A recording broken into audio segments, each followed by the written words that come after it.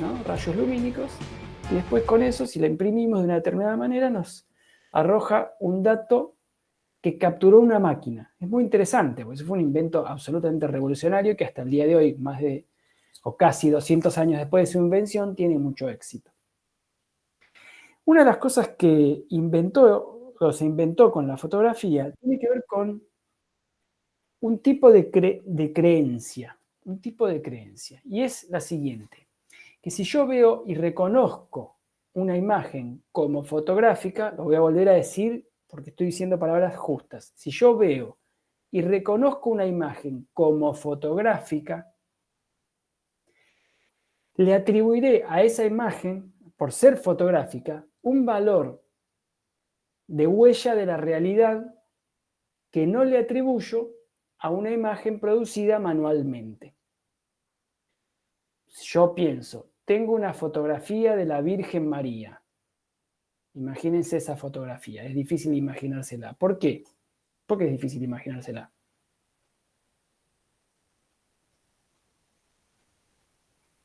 Si estás diciendo algo, Gilda, tenés mute.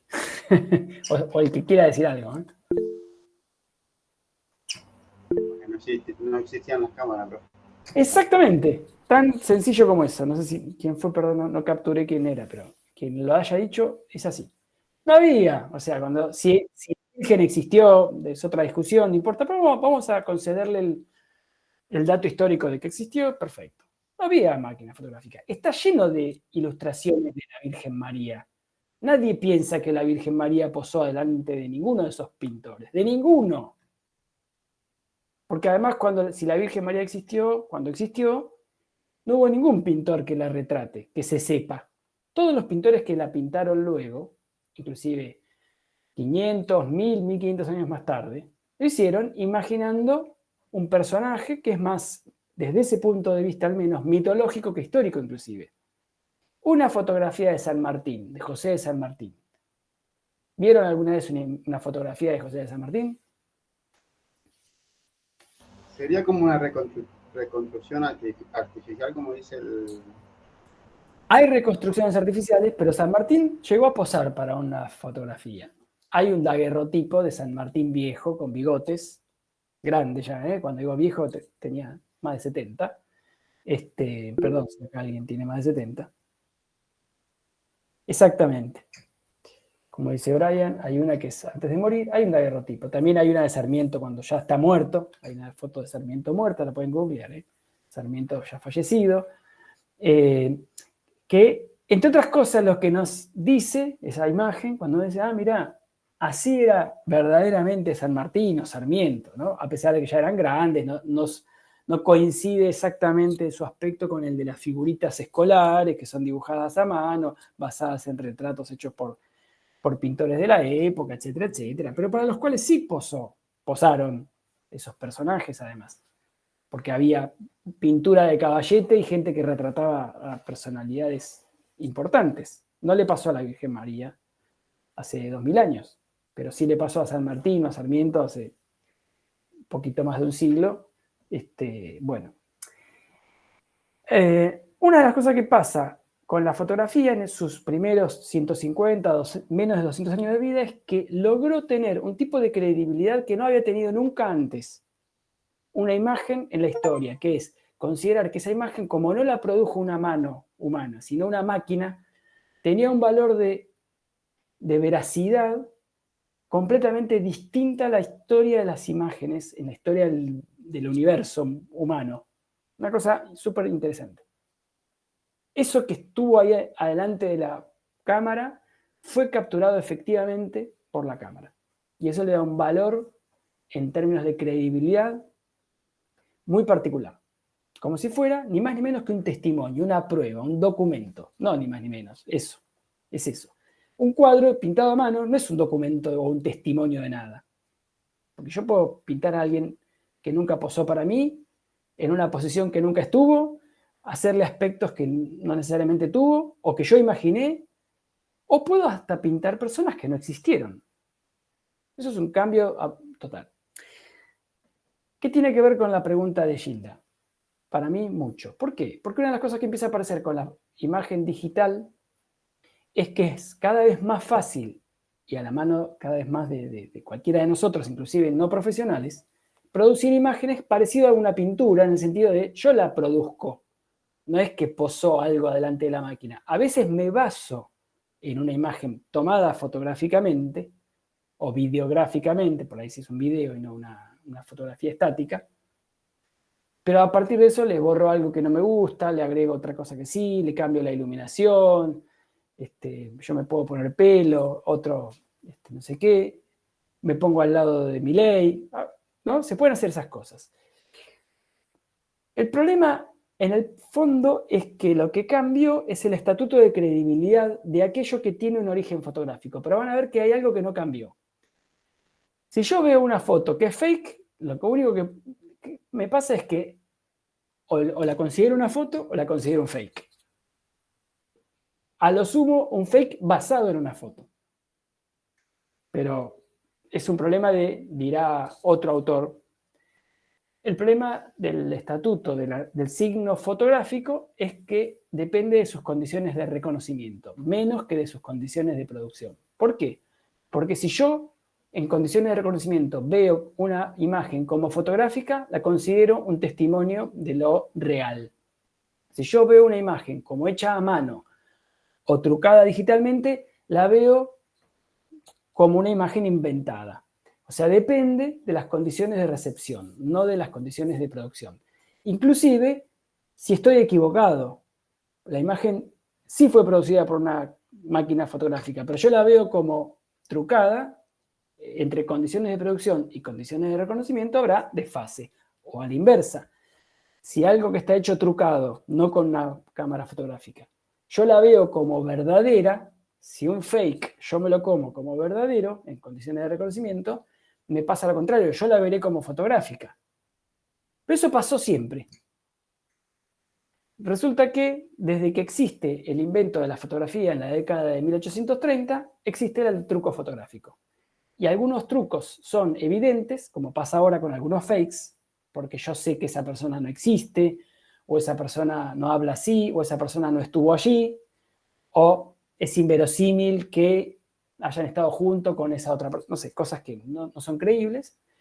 Eso también pasaba antes. Y también antes se trucaban cosas que se notaba que eran trucos y antes también se trucaban cosas que no se sabían.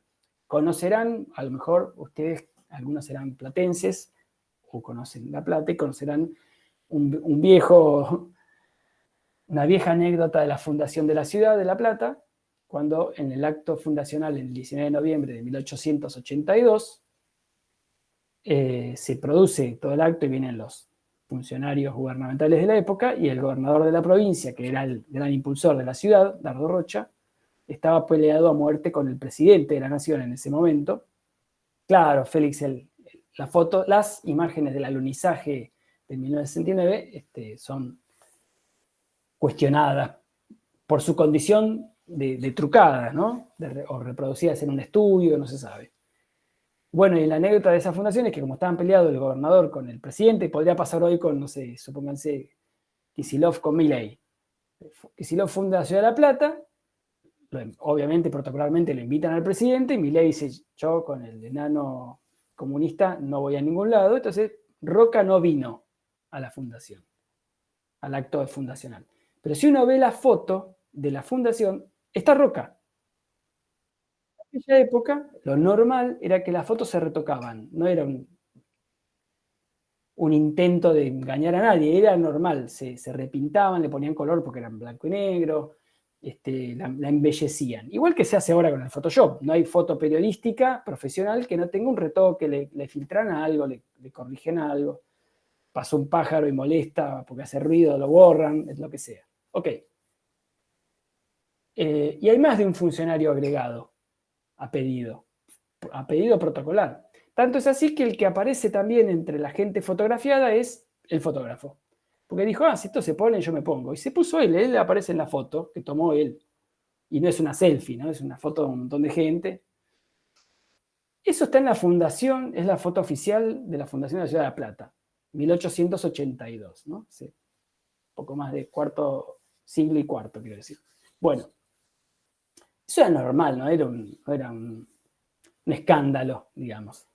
Hoy nos parece curioso porque en el medio pasó un siglo y la imagen fotográfica es como es sagrada, porque es un testimonio, y más una situación histórica. Bueno, entonces, yo que diría, respondiendo un poco a Gilda, que todo depende de las condiciones de producción y de las condiciones de reconocimiento, sobre todo de estas últimas. Y hay que ver ahí en qué sistema entran. Entonces, frente a eso nos puede pasar que tengamos, suele pasar, digamos, entre las condiciones de reconocimiento, muy distintas competencias socioculturales, no sé si es la palabra exacta. Quiero decir que hay gente más, lo voy a decir, perdón, no pienso en nadie en particular, pero hay gente más engañable que otra con respecto a esto. Y en eso, como todo en la vida, como cuando te tocan el timbre y te dicen, tía, que tenés que estar pillo, como se dice, y no dejarte engañar si eso es relevante, ¿no?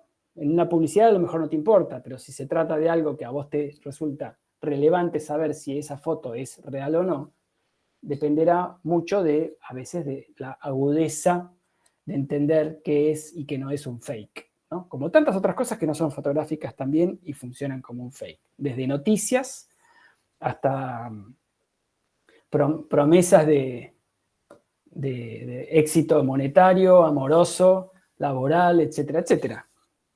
El engaño existió desde que hay signos. Decía Umberto Eco, famoso semiólogo, que la mujer que pensaba que conversaba con Brad Pitt. Exactamente, exactamente. Los chats con gente que no es, ¿no? Que lleva desde cosas sencillas y lúdicas hasta cosas graves, ¿no? Eso es muy, muy complejo. O hasta gobiernos con problemas de estos órdenes.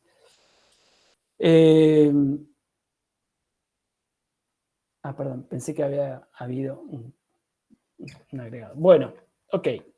Así que no sé si te respondí, Gilda, pero siempre lo trabajaría sobre la base de la circulación y el emplazamiento en el cual eso se produce. Buenísimo. Bueno, no sé si alguien quiere hacer alguna otra pregunta referida a lo que veníamos charlando. Bueno, entonces retomo desde donde íbamos. Bien. Bueno, pasamos a la segundo punto. Yo mencioné esto del poder de un discurso, ¿no? Y de lo ideológico. Yo no sé si meterme con esto de manera decisiva porque no lo vamos a trabajar tanto, pero sí quiero decir que no hay discursos que no sean ideológicos, esto dice Bron, porque lo ideológico expresa la relación entre las condiciones de producción de un discurso y ese discurso. Por lo tanto, como no hay discursos sin condiciones de producción, no hay discurso que no sea ideológico. Lo ideológico no es una distorsión de lo real. Lo ideológico es la condición misma que tiene todo discurso de verse o responder a ciertas condiciones de producción, sean cuales sean. En ese sentido, por ejemplo, el discurso científico también es ideológico. Cuando digo ideológico no quiero decir estrictamente hablando político, aunque lo político es una de las formas de lo ideológico. Y luego, el poder de un discurso no se mide por quién lo produce, no tiene que ver tanto con las condiciones de producción, como sí con las condiciones de reconocimiento. El poder de un discurso se mide de acuerdo a los tipos y a la calidad y a la cantidad, si me permiten así, de efectos que produce. Yo, ¿cómo sé cuál es el poder de un discurso? Sabiendo quién lo produce. No, sabiendo qué efectos logra. Ahí se mide el poder de un discurso, sabiendo qué efectos logra. Porque alguien puede ser, entre comillas, muy poderoso y sus discursos no tener un efecto como el esperado o proporcional a ese poder, entre comillas, o a la inversa, alguien que previsiblemente no se lo situaría o no se lo caracterizaría como alguien poderoso y sin embargo algo que produce genera una catarata de consecuencias o alguna calidad de consecuencia que uno puede decir, bueno, aquí tenemos el poder de este discurso. Todos los discursos tienen algún grado de poder porque todos los discursos puede que finalmente produzcan algún tipo de efecto, muy distinto según el caso. Sí, Manuel. Profe, en relación a esto, a esta cuestión del poder, ya no estamos hablando del campo de efectos posibles, sino de los discursos que efectivamente son efectos del discurso analizado. ¿O no? Exactamente, los efectos efectivos, no los posibles, exactamente. Buenísimo. Bien. Bueno, esto lo quiero pasar así un poco rápidamente porque no lo vamos a trabajar puntualmente. Pero me interesa este segundo nivel, que es la cuestión de la posición de la observación, de los observadores, que es la posición del análisis. Nosotros, como analistas, no estamos ni en las condiciones de producción, ni en el discurso, ni en las condiciones de reconocimiento, ni en el objeto. Estamos en esta visión totalmente artificial que es, vemos el conjunto, que en realidad no se puede, pero lo reconstruimos. ¿Cómo lo podemos observar? Como una reconstrucción que se hace a posteriori. Por supuesto, en algún punto siempre estamos en reconocimiento porque estamos después que los discursos se produjeron. Pero nuestro discurso como analista no es un discurso más en reconocimiento, es un discurso que se autoconstruye por fuera de las condiciones de reconocimiento, en tanto y en cuanto no se analiza a sí mismo. Nada más que por eso, ¿eh? No es mejor ni éticamente, ni moralmente, ni sabe mejor la realidad, no. Construye una hipótesis acerca de lo que pasa o lo que pasó en determinada situación discursiva, es decir, en determinadas comunicaciones. Entonces, la escena que nosotros construimos de análisis es la que construye, ¿no? La escena que nosotros elaboramos para analizar es la que se define por la escena que vamos a analizar, que es nuestro objeto de análisis. Y que la construimos en base a cómo hacemos ese recorte, que siempre es un recorte, nunca es la exhaustividad, como hoy preguntaban, la totalidad, ¿no?, de lo que se produjo como intercambio discursivo o comunicación. Que puede recortar, como les dije hoy, solo del lado de la producción, no considerar sus efectos, podría suceder, se puede hacer. Puede solo el reconocimiento o puede que se produzcan un análisis de ambas instancias y que son distintas. Y el tercer aspecto o elemento clave en esto, estos tres elementos yo creo que los tengan muy en cuenta, es que el otro día me lo preguntaban lo del objeto, y el objeto, yo lo que sostengo es que el objeto se produce con la pregunta del análisis. El objeto lo produce la pregunta del análisis. ¿Qué quiero saber de esa porción de discursividad? ¿Qué quiero saber de esa comunicación, esas comunicaciones, de esos intercambios? ¿Qué sentidos quiero indagar? ¿Qué sentidos, mi pregunta es, ¿qué sentidos se produjeron alrededor de tal discurso, por ejemplo? ¿O qué efectos logró tal discurso? ¿O qué condiciones de producción tiene o tenía ese discurso? Es muy interesante, salió un libro hace poco que me gustaría leerlo. No me voy a acordar el nombre, se llama algo así, no me va a salir el nombre, pero es algo así como a qué se le dice fascismo o algo así. Que parece que escuché o leí varios comentarios, que es interesante porque sostiene el argumento de que se le dice fascismo a muchas cosas que no tienen nada que ver entre sí y que lejos de definir o caracterizar lo que el fascismo es, embarulla un poco la comprensión de cómo funcionan los fascismos, por lo menos en términos de un cierto tipo de régimen político ideológico. Que eso no vuelve fácil, que digamos, lo que evita entender esas cosas es que no todo es fascista, por más que a mí no me guste. Lo mismo pasa con casi cualquier categoría en la vida. Hace unos años, ahora está de moda hablar de fascismo, pero hace 10 años lo que estaba de moda era hablar de populismo. Y se le decía populismo a cualquier cosa que no me gustaba a mí era populismo, digamos, ¿no? Excepto los que reivindican el populismo, como están los que reivindican el fascismo, aunque nos parezca mentira, los hay. Sí, Valeria. Perdón, me da un poco de vergüenza, pero creo que me perdí en la parte de la pregunta produce el objeto. ¿Qué pregunta? Ah, muy bien. Esa es una pregunta. ¿Qué pregunta? Vamos a avanzar ahí. Perdón, ahí está. La pregunta que le vamos a hacer a esa porción de discursividad. ¿Qué quiero saber? Ahora voy a poner ejemplos. Si yo le pregunto a esta escena, que el otro día puse como ejemplito, por ejemplo, ¿cómo se construye la actitud del gobierno en relación con los incendios forestales de la Patagonia? Supónganse.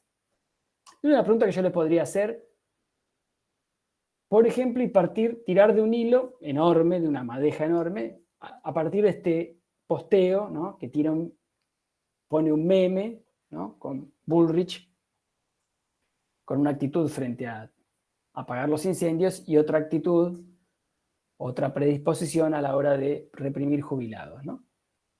Esa pregunta me lleva al hacérsela a partir de este texto a un conjunto discursivo, por supuesto que excede ese posteo con ese meme, pero del cual ese posteo es en alguna medida una sátira, es decir, algo que es al mismo tiempo reidero, pero crítico, ¿no? Porque esto es una característica muy típica de lo reidero, que es que muchas veces decimos en forma risible algo que preferimos elegir esa modalidad para decir algo serio y crítico.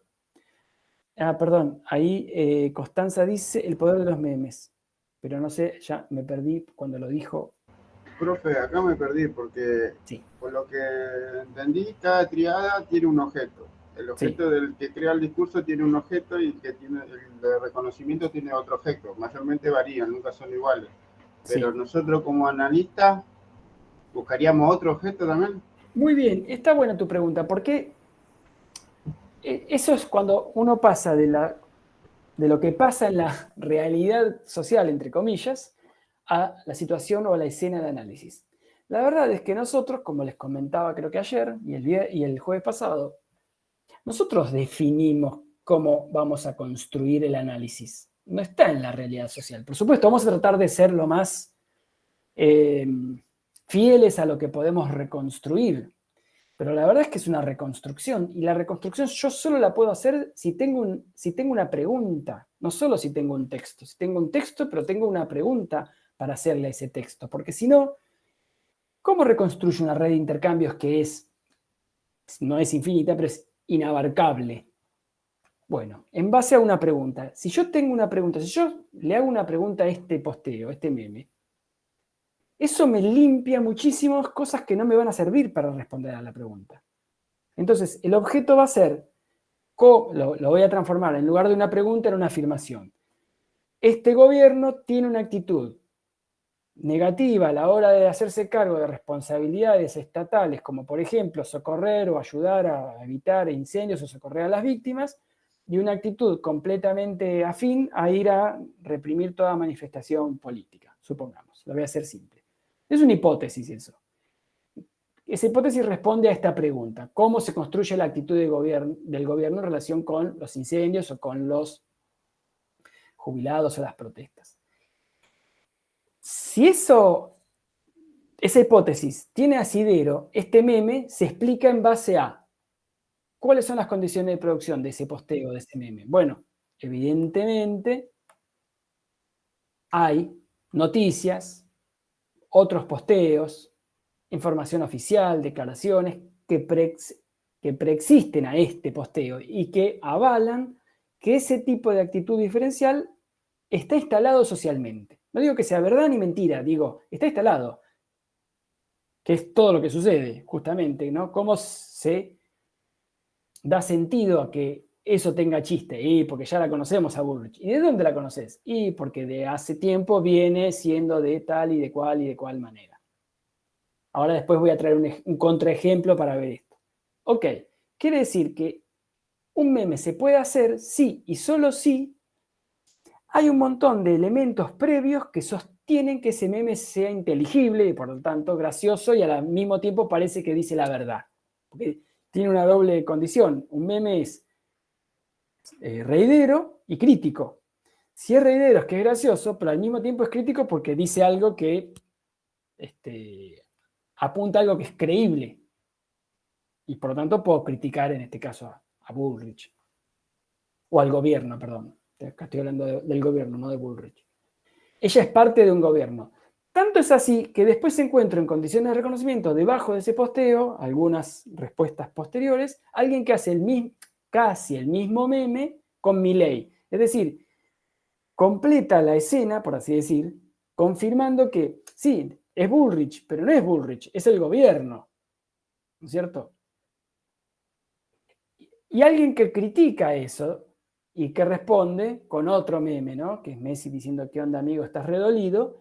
Que lejos de contradecir el meme contra el cual pelea, lo confirma diciendo, es así las cosas, que no te guste es otra, pero las cosas son así. De alguna manera, ese meme lo que está diciendo es, aceptamos, pero te duele eso.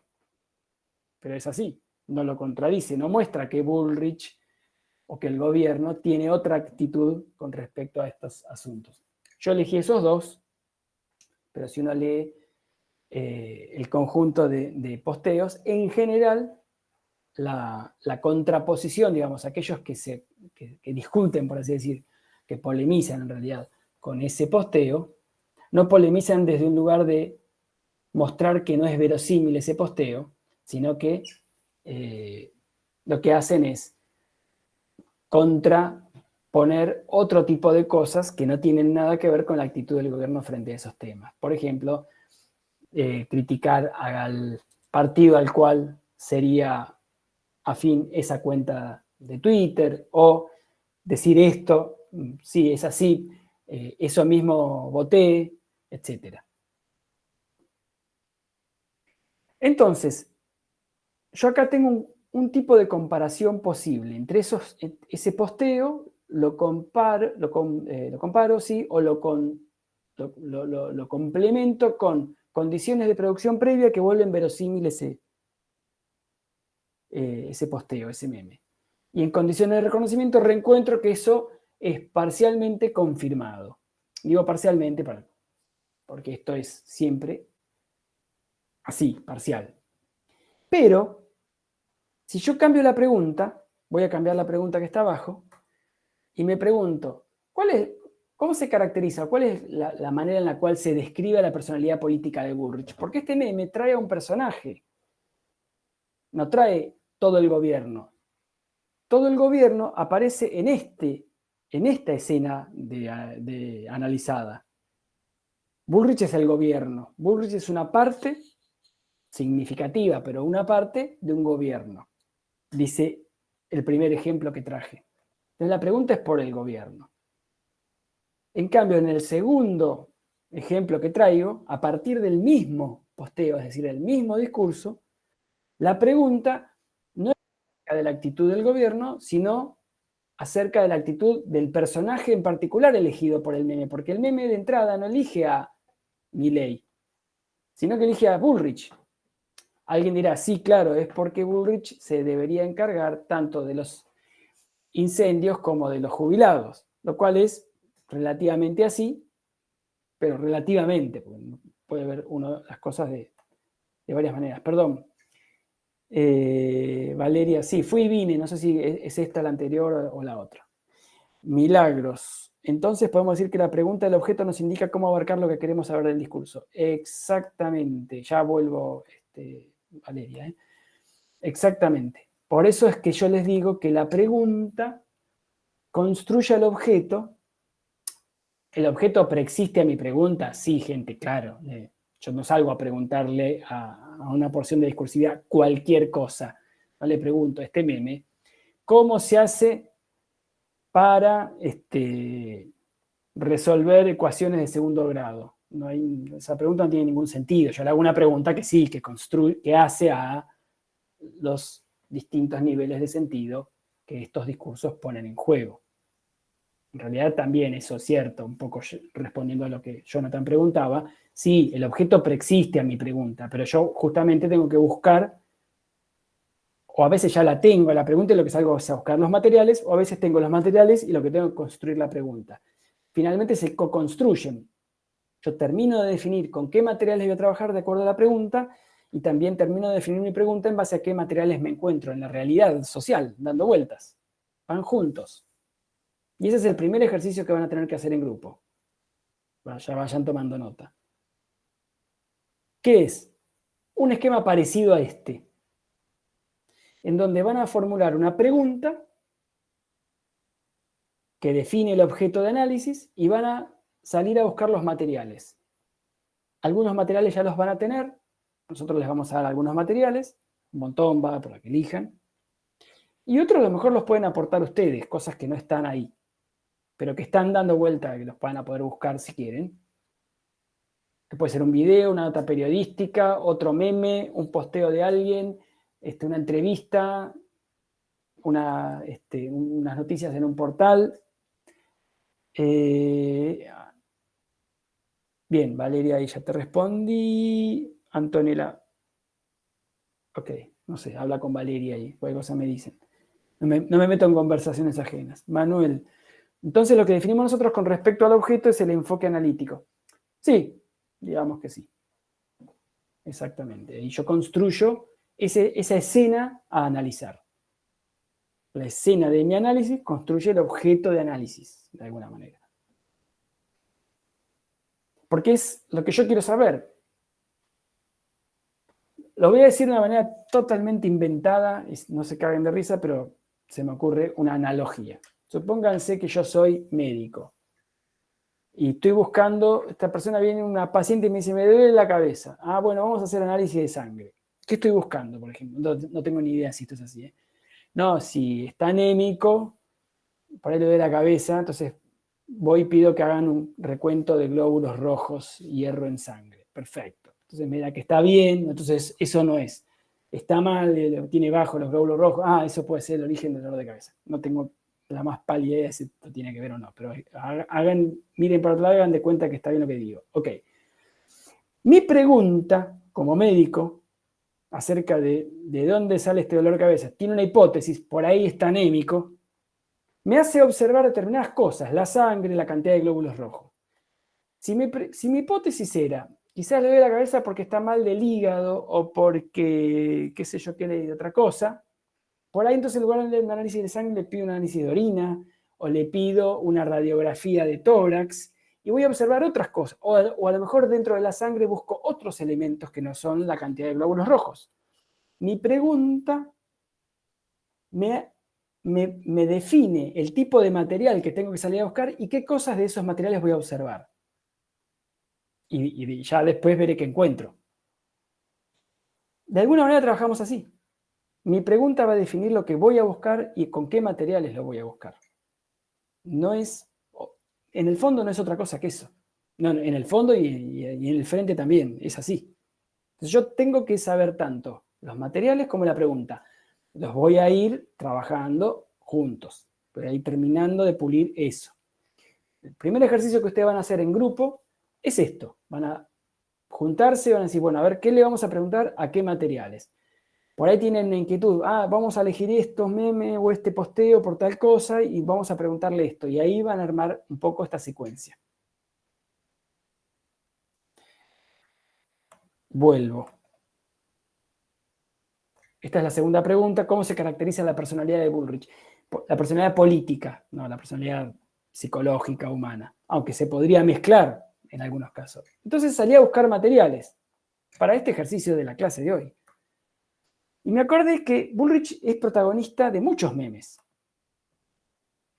Estos son nada, ¿no? Ya sabemos que hay muchos. Si hay alguien que ha producido memes en los últimos años es Bullrich. No es la única, pero debe estar en el top 5, el top 5 de memes de políticos argentinos. Bullrich es un personaje que ha dado maravilloso letra, ingenio a los memenautas. Y acá traje algunos que sé que tienen, por distintas razones, aspectos muy distintos entre sí. Tal vez ya los intuyen, pero ya los voy a clasificar rápidamente. Entre las múltiples personalidades está las que la caracterizan como un personaje volátil políticamente, que participó de distintos espacios y partidos políticos durante distintos gobiernos y épocas de la política argentina. Y acá hecha la analogía, como buen meme que es, no dice, fue peronista, fue radical, fue del PRO y ahora es de Milei. Dice, con rulos definidos, con tío Nacho y rubio aclarante, con Pantén lacio extremo, con plusbel de manzana. Haciendo un paralelo entre el tipo de cabellera, que además también cambiaba de aspecto fisonómico, y su cambiante fisonomía o pensamiento y actitud política. Esa misma imagen, la del plusbel de manzana, que recordarán es de la época del gobierno de Macri, de alguna mañana que la agarraron en la puerta de su edificio declarando en un estado que dio lugar a muchos memes, se transformó en un meme en sí mismo que aparece ahí arriba, del lado también izquierdo, y que se lo ha usado para muchas cosas, pero en general para cosas que no son... el meme se quedó como meme, como imagen, al cual se le agregan, yo acá no traje ejemplos de eso, se le agregan distintas leyendas para distintas cosas, ¿no? Cuando venís de caravana, no me acuerdo, ahora he visto unos cuantos, si googlean con esa imagen van a encontrar, y algunos rápidamente uno recuerda, o no tiene que ver con la agenda, o recuerda más o menos el episodio, y en otros casos ya ni te acordás ni para qué, o se usó para cosas que no tienen que ver con lo político, simplemente es para reírse de, por ejemplo, el aspecto de alguien en determinadas circunstancias. El otro es cuando la recuerda como, o se la caracteriza como bebedora compulsiva, ¿no es cierto? Es la imagen central abajo, ¿no?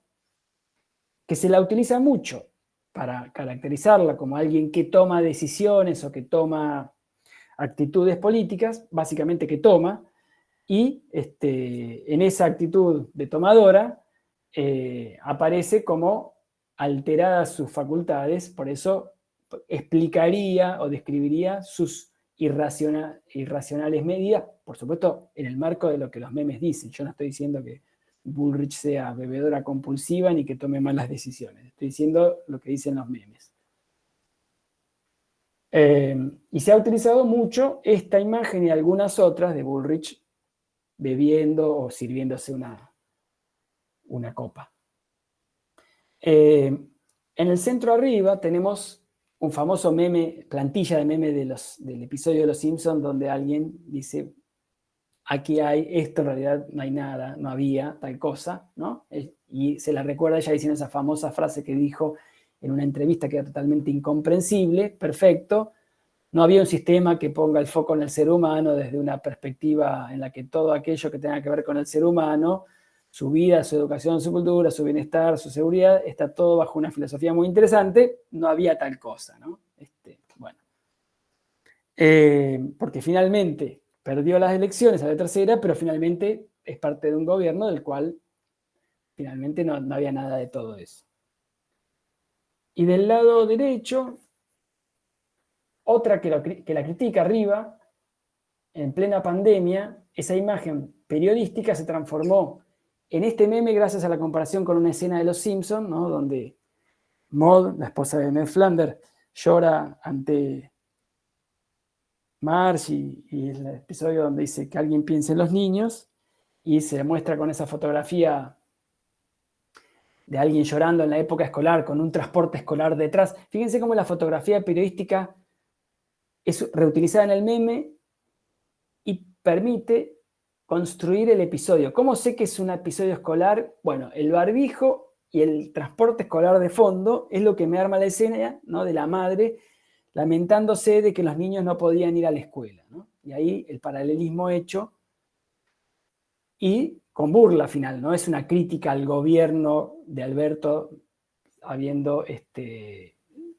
suspendido las clases, sino una burla a la madre y a la actitud demagógica de Bullrich, donde la madre habría dicho, ¿no? Le inventan un diálogo, Patricia fue horrible, no pude llevar a los chicos al colegio y tuve que pasar tiempo con ellos, ¿no? Y hay una suerte de meme o de gesto memético a favor, ¿no? Hoy nos volvimos a ilusionar, la patoneta, ¿no? Armando una especie de selección de figuras políticas de seguramente patrones ideológicos similares o comunes entre sí, y con una especie de DT que sería Melconian, al que dice hay que ir pato a pato, y con pato como si fuera Messi, ¿no? El 10 de la patoneta. Bueno. ¿Cuál de todas estas Patricia Bullrich reaparece acá? Perdón, quiero pasar de diapo. ¿No? Entre las condiciones de producción, la volatilidad política, estar en distintas facciones de acuerdo a ciertos momentos o acomodes que alguien que ha sido funcionaria durante décadas para distintos partidos, y también la Bullrich, llamémosle, demagógica, apareciendo en los momentos que queda bien aparecer solo para podrirla, y no apareciendo cuando tiene que aparecer, ¿no? Porque cuando en determinados momentos debió estar, no estuvo, y cuando se la reclama, perdón, me está avisando, ahí está, que nos quedan 15. Por supuesto que esas condiciones de producción o esos, ya la noticia también, la de que le canta, los jubilados le cantan a Bullrich que es fascista. Por supuesto que esa selección es una selección que hice rápidamente en el ejercicio, seguramente se puede ampliar y mejorar, pero que está en las condiciones de producción que dan sentido a que esto está instalado, que Bullrich tiene estas cualidades, ¿no? Que no es algo que se le ocurre a este meme de la nada. Bueno, este ejercicio, o un ejercicio similar, es el que ustedes tienen que, como les decía hoy, realizar en la primera tarea, en la primera actividad grupal que van a tener como parte del desarrollo de trabajo. Formular una pregunta, seleccionar un corpus, y acuérdense que eso que van a producir como pregunta y como corpus va a continuar hasta el final, hasta el segundo parcial. O sea, van a ir componiendo ese trabajo y van a seguir con la misma pregunta. El corpus va a ser también, en principio va a ser el mismo, puede ampliarse o movilizarse, digamos, modificarse un poco de acuerdo a las necesidades en cada avance que vayan teniendo, pero de alguna manera se va a ir acomodando en base a cómo vayan avanzando con el trabajo. Bueno, preguntas hasta aquí. No sé si hay algo en el chat no tengo preguntas nuevas.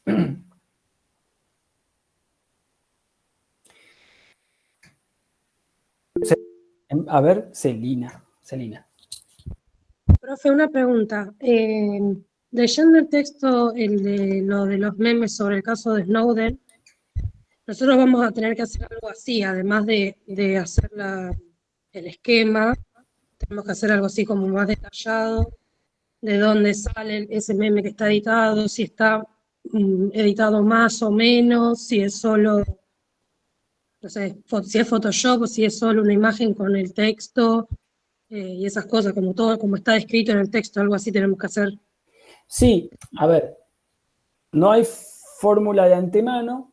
Ese caso está bueno, es un caso útil porque es un buen ejercicio de trabajo, en donde hay un contexto de cierto conocimiento, ciertas condiciones de producción acerca del caso y cómo los memes construyen justamente la situación o el episodio de público conocimiento, que es lo que vuelve también después que se puedan hacer determinados tipos de bromas, etc. La reconstrucción menos minuciosa depende mucho de todo, como decía recién, de la pregunta y de lo que quiero saber y de los materiales de los que dispongo. Siempre se puede hacer más, va a haber un cierto marco y límite que tiene que también serles práctico a ustedes para que lo puedan empezar y terminar, ¿no es cierto? Pero sí, en principio ese es un ejemplo, llamémosle modelo, que pueden seguir como caso el de los memes del caso Snowden, ¿no? Sí, exactamente. ¿Qué más? A ver. Bien. Kiara pregunta si el material que van a usar sale del corpus que nosotros mandamos. Nosotros pusimos en una carpeta de Drive un montón de materiales que estuvimos reuniendo con el grupo de la cátedra.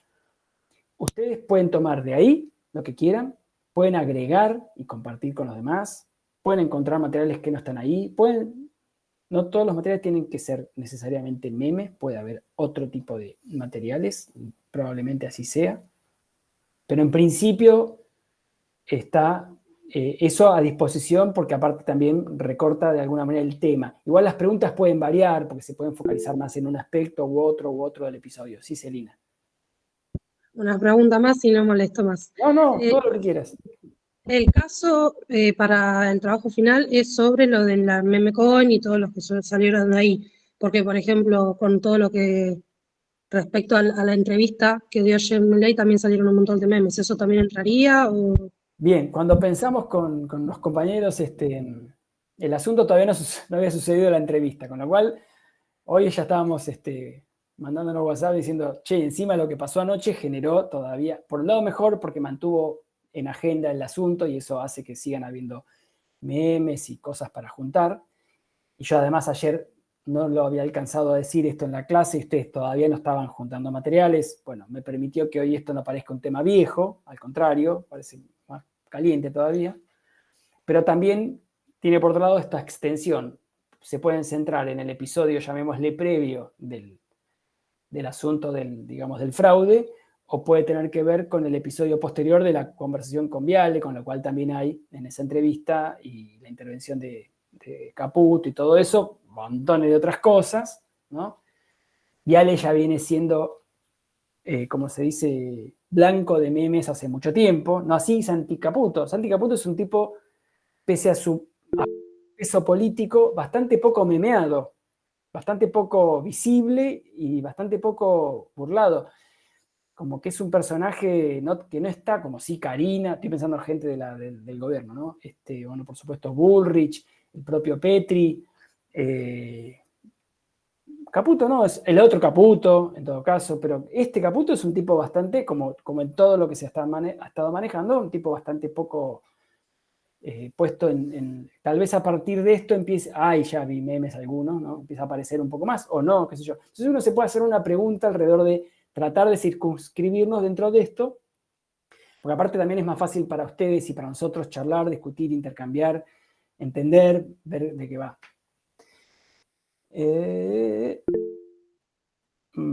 Ahí levanta la mano Agustina, mientras le respondo a Gilda, y le doy la palabra a Agustina. El examen lo colgamos, sobre el examen, el primer parcial, sí, va a haber un espacio en Aulas Web que va a estar habilitado a partir de mañana, tanto para descargar las consignas del primer parcial, como para luego cargar las respuestas, digamos así, ustedes van a descargar las consignas como si fuera un Word, lo van a escribir en un Word y lo van a volver a cargar como archivo ahí, que nos van a permitir a nosotros descargarnos esos textos, esos parciales, y corregir. Ahí está, bueno. Gilda pregunta... perdón, no. Agustina levantó la mano. Gilda, a ver si la misma pregunta. Profe, tengo dos consultas. La primera, no encuentro las guías de lectura anteriores que aparecían con preguntas, esas las tenía, pero no las descargué. Me parece que en el Aulas Web no están más, solo está la de la clase 5. ¿Se pueden volver a subir? A ver, me resulta raro. Y mientras te hago la otra consulta es... Sí. Entiendo que sí, pero debe ser imprescindible que sea algo actual de los memes que elijamos para el trabajo final, ¿verdad? O sea, como esto que hablabas de que los incendios de Bullrich medio que quedó ya viejo, quizás, los memes que ahí estaba viendo son del Libra Gate y todas esas cosas.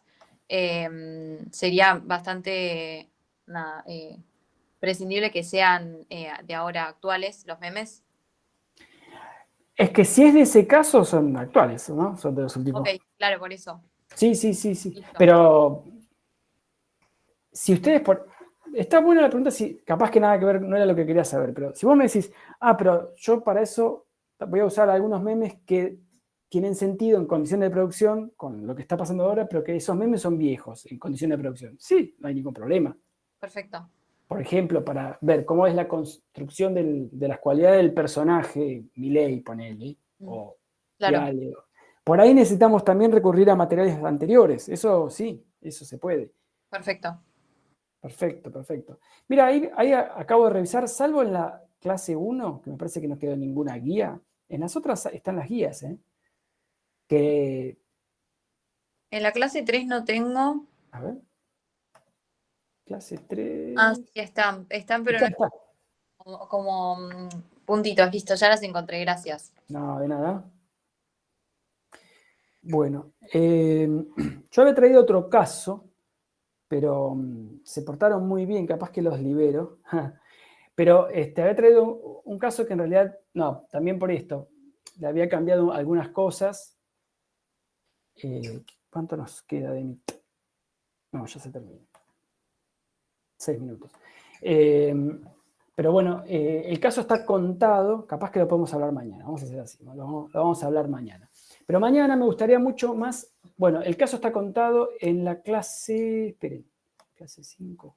En la clase 5 está contado y mostrado en un PowerPoint, yo ahora hice, eso es del 2020, yo ahora hice un restyling 5 años más tarde, de un trabajo nada que ver, no tiene nada que ver con memes, tiene que ver con la construcción que se produjo en términos de análisis, la construcción que se hizo de la crisis previa al golpe de Estado de 1976 y cómo se construyen las noticias en los diarios previo al golpe, del golpe y posterior, de una investigación muy grande que hicimos hace unos años con compañeros de cátedra y varias gentes. Bueno, ahí lo dejé como podcast y como PowerPoint. No vamos a llegar. Pero sí, mañana vamos a dedicarle un rato, a lo mejor si nos da el tiempo lo podemos ver, o si traen algunas preguntas, alguien lo quiere ver o escuchar de ahí, me pregunta. Me gustaría que mañana hablemos de memes, sobre varias cosas que tienen que ver un poco ya con tipo discursivo, en la parte de la institucionalidad y con los dispositivos y las mediatizaciones de los memes, un poco adelantando parte del trabajo. Poner a punto algunas cuestiones mañana. Estoy diciendo mañana, perdón, me están gritando por el chat, mañana. Sí, mañana, no, el jueves, perdón, el jueves. Qué terror que les toque mañana. A mí también, no se piensa que tengo muchas ganas mañana también de estar acá. El jueves a las 6, vamos a hablar de memes, vamos a ver un poco, vamos a conversar un poco más, quizás más redondo, de qué tratan los memes, qué aspectos vamos a tener en cuenta en términos de la parte de dispositivo y mediatizaciones y tipos discursivos de los memes. Y ver qué tanto saben de memes, y qué cosas podemos tomar de eso para considerarlo luego en los análisis. Bueno, mañana no, el jueves a las 6. ¿Alguien tiene más preguntas? ¿No? Les agarra así como el silencio, me encanta. ¿Preguntas antes de que nos vayamos? ¿No? Ok. Bueno, les creo que no tienen preguntas. ¿Cuándo nos vamos? La pregunta que tenía. Bueno, entonces, mañana, el jueves a las 6 nos reencontramos. Va a ser también una clase más parecida a la de hoy, más extensa. Tráiganse dudas y todo el mundo trate ya de meterse en grupo porque los que queden afuera los vamos a meter, como ya les dije, a los empujones. Así que más vale que se elijan entre ustedes mismos y vayan, los grupos que ya se van armando, ya vayan charlando entre ustedes para poder armar la pregunta y elegir el corpus. Vayan adelantando eso, no lo cuelguen. En el medio, mañana a la mañana, recuerdo, va a estar las consignas del primer parcial, que van a tener tiempo hasta el sábado para resolverlas. Van a tener tiempo miércoles, jueves, viernes y sábado para hacerlo. Van a tener más de 3 días para hacerlo. Alguno de mi grupo, pero no me dejaba. Erika pregunta. Raro, pero chequeo. ¿Estás segura? ¿Querés probar de nuevo? Si no, si alguien tiene algún problema, nos escribe. Ahí Valeria sortea un lugar en su grupo. Dale, Erika, cómo no. Cualquier cosa